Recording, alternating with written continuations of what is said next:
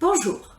Si vous vous intéressez à la classe flexible, si vous aimeriez avoir des exemples concrets de mise en place, bref, si vous voulez voir à quoi ressemble ma classe semi-flexible, alors cette vidéo est pour vous.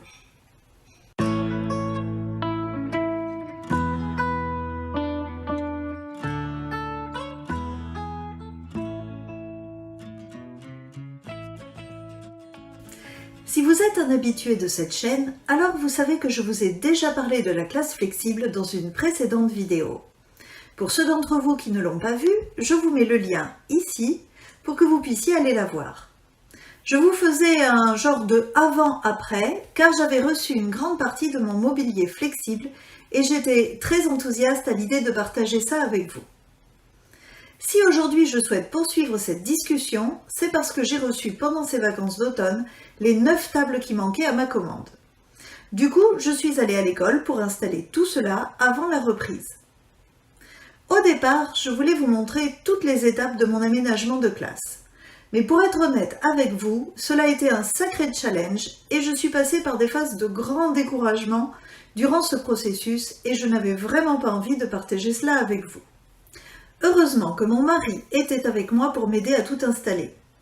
Je veux d'ailleurs profiter de cette vidéo pour saluer son dévouement car il vient régulièrement m'aider sur nos temps de vacances à installer des affichages au mur, à monter des meubles pour ma classe ou à m'aider à porter des cartons un peu lourds. Bref, il a été formidable et d'une patience incroyable quand je songe au nombre d'essais que nous avons faits avant de trouver une disposition qui me convienne.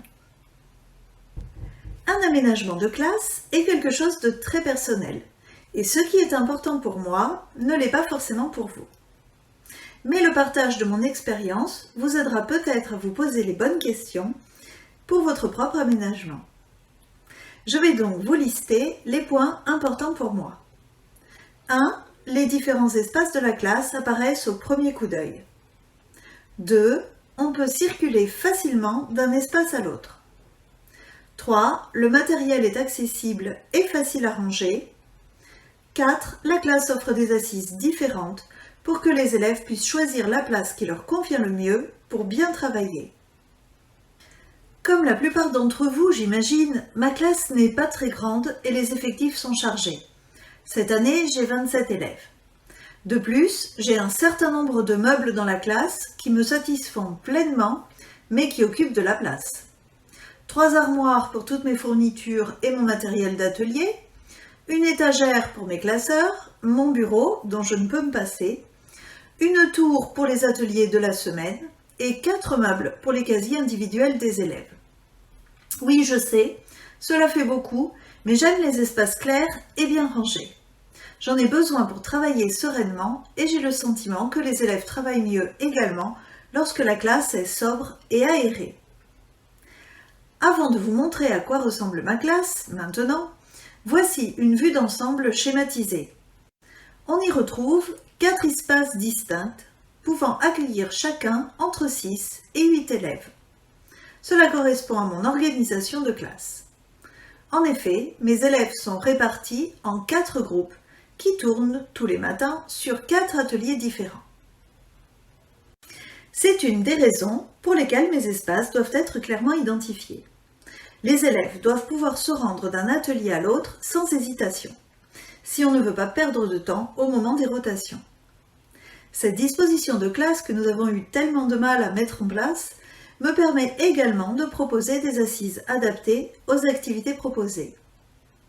Il y a 2 espaces de travail en groupe pour les activités de manipulation ou les jeux pédagogiques, un espace ultra flexible qui me permet d'enlever 5 tables et de mettre à la place 2 tapis, avec un groupe de 7 ou 8 élèves qui travaillent par terre sur des coussins ou des e-tools avec des petits plateaux, et enfin un espace de concentration où les élèves peuvent travailler seuls ou bien à 2.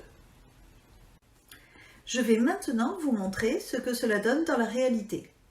Vous constaterez déjà qu'on est loin des classes idéales que l'on peut trouver sur Instagram ou Internet.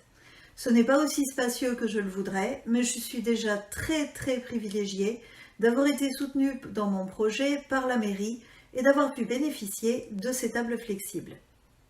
Et le plus important pour moi, c'est que tout le monde se sente bien dans la classe et que la disposition de celle-ci soit en adéquation avec mon organisation. Un peu plus tard dans la vidéo, je reviendrai sur ce qui ne me satisfait pas pleinement et qui pourrait être amélioré.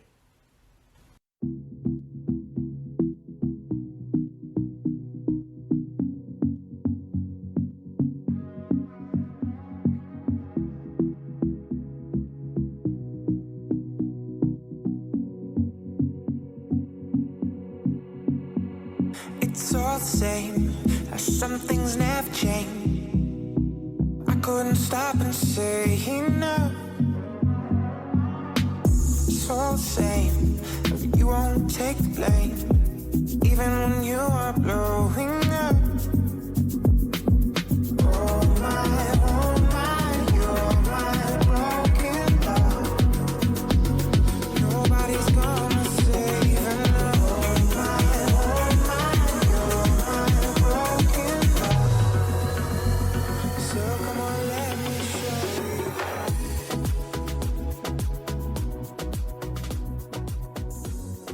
Dans cette première vue de la classe, je pense que malgré le manque de place, on perçoit bien les différents espaces. Il y a tout d'abord mon très long bureau. Je l'ai construit avec l'aide de mon mari. Il s'agit en fait d'une planche à étagères, car je le voulais long, mais très étroit pour qu'il ne prenne justement pas trop de place. Devant, on retrouve les casiers de 2 des 4 groupes. Ils sont donc accessibles facilement et peuvent également me servir à poser du matériel ou des documents. On ne le voit pas sur la vidéo car ils sont rangés, mais normalement, il y a 2 ordinateurs portables que les élèves utilisent pour passer leurs évaluations en ligne. C'est la raison pour laquelle vous voyez 2 tabourets à cet endroit. On a ensuite la zone de concentration, où les élèves peuvent travailler seuls ou à 2. Les tables sont sur roulettes, il est facile de les déplacer, et cette zone est parfaite pour les élèves qui ont besoin de calme. On l'utilise principalement pour le plan de travail. Viennent ensuite les 2 zones de travail de groupe ou de manipulation. Je les ai mises au fond de la classe car elles prennent beaucoup de place. En outre, elles sont potentiellement plus brillantes. Il est donc préférable qu'elles ne soient pas au centre de la classe ou sur le devant. Bien entendu, comme chaque table est indépendante et peut être retournée ou repliée, l'organisation n'est pas figée. Si des élèves souhaitent s'isoler à cet endroit, ils disposent de casques anti-bruit qu'ils apprécient beaucoup et ils peuvent aussi casser le cercle et emmener leur table ailleurs. J'aimerais beaucoup aussi avoir des paravents, mais pour l'instant ils restent chers ou alors difficiles à obtenir en ce moment. Ce sera sans doute pour l'année prochaine. Au passage, dans la vidéo, on peut voir les casiers de mes 2 autres groupes d'élèves. Ils sont répartis à plusieurs endroits de la classe pour éviter les goulots d'étranglement lorsque tout le monde a besoin de poser ou prendre un cahier ou un livre. Enfin, on retrouve la zone dite ultra flexible. Au démarrage de la matinée, elle sera positionnée comme sur la vidéo, avec 2 élèves sur un rang et 3 élèves sur le rang suivant, car je démarre chaque matinée par une leçon active en collectif. Vous pouvez d'ailleurs retrouver ma vidéo sur le sujet en suivant ce lien. Ensuite, au bout de 30 minutes, cette zone s'adaptera aux ateliers prévus. Certains jours, les tables seront repliées et placées dans un coin à côté de la bibliothèque pour que l'on puisse dérouler le tapis comme sur l'extrait qui apparaît à l'écran. On y pratiquera des activités qui ne nécessitent pas d'écrire soigneusement. Le rallye lecture, la lecture suivie ou certains ateliers de manipulation qui se font sur fiches effaçables ou avec des cartes à tâches ou encore des jeux pédagogiques. Les élèves disposent dans cette zone de plateaux repliables très pratiques. Ils sont stockés sous mes armoires juste à côté. Les élèves peuvent également utiliser les e-tools, les coussins et les tapis de gymnastique qui font de super canapés. Cette disposition reste en l'état jusqu'au début de l'après-midi, car nous avons un quart d'heure lecture tous les jours en début d'après-midi.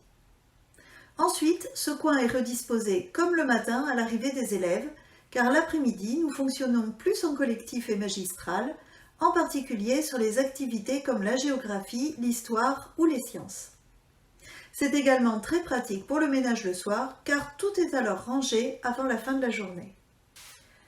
Comme j'ai déjà dû le dire dans plusieurs de mes vidéos, j'aime que les activités se déroulent de manière fluide dans la journée. Et pour y arriver, il faut penser soigneusement son organisation. On peut obtenir ce résultat sans matériel particulier, et heureusement. On peut y arriver même si sa classe est petite, même si on a de vieilles tables, peu de rangement. Je l'ai fait par le passé et cela fonctionne aussi très bien. Disons que là, avec ce matériel, c'est la cerise sur le gâteau, le luxe. Mon nouveau matériel va me permettre d'aller encore plus loin dans le flexible. Et surtout, il va me permettre plus de confort et plus de fluidité dans les transitions entre les activités. Voyons maintenant ce qui ne me satisfait pas pleinement, car aucun dispositif n'est parfait, n'est-ce pas? Premier point, j'ai opté pour un modèle de table chez Manutan qui s'appelle Octa. Il permet, lorsqu'il est assemblé, de former un cercle de 8 tables. L'espace au centre est très pratique, car on peut y glisser une table spéciale, la Trisix, comme vous avez pu le voir dans la vidéo, ou bien on peut y mettre un tabouret et s'y asseoir lors d'ateliers dirigés. Mais cela crée un ensemble très volumineux et les salles de classe en France ne sont pas très grandes. Si c'était à refaire, je prendrais un seul ensemble de ces tables Octa et je compléterais avec un modèle de table moins volumineux, le modèle Exa, qui a la même forme à peu près et qui permet de faire un cercle de 6 tables sans doute plus adapté aux salles de classe françaises. Mes e-tools prennent de la place puisqu'ils ne sont pas pliables et je les préférais avant au plateau que je peux glisser sous mon armoire. Mais là, je pense qu'ils vont bien me servir. Il y a en effet autre chose qui ne me convient pas trop dans mon organisation. Sur les tables de groupe rondes, il y a 2 élèves qui tournent le dos au tableau. Or, l'après-midi, mes élèves doivent regarder le tableau puisque nous sommes en magistral. Donc, soit il faudra qu'ils sortent leur table du cercle et qu'ils se tournent, soit ils tourneront uniquement leur chaise et prendront un Z-Tool pour faire face au tableau. En conclusion de cette vidéo, je dirais qu'il me reste maintenant à soumettre cette nouvelle disposition à l'épreuve de la période 2. Je verrai si elle convient bien ou s'il faut procéder à quelques petits changements. Je tiens à rappeler encore une fois qu'on n'a pas besoin d'avoir du matériel particulier pour être en classe flexible. La classe flexible, en tout cas en France, c'est moins une question de siège ou de table que d'état d'esprit et d'organisation. C'est vouloir proposer à chaque élève le dispositif qui lui permettra de travailler dans les meilleures conditions. C'est avoir la volonté de lui proposer un parcours, sinon individualisé, au moins différencié. C'est également vouloir que l'élève s'investisse, qu'il s'implique, bref, qu'il devienne autonome et vraiment acteur de ses apprentissages. Cette vidéo est maintenant terminée. J'espère qu'elle vous a intéressé. Si c'est le cas, et si ce n'est pas déjà fait, pensez à vous abonner, à liker et à mettre une cloche pour être averti lorsqu'une nouvelle vidéo sort. Et d'ici là, à très bientôt dans une prochaine vidéo.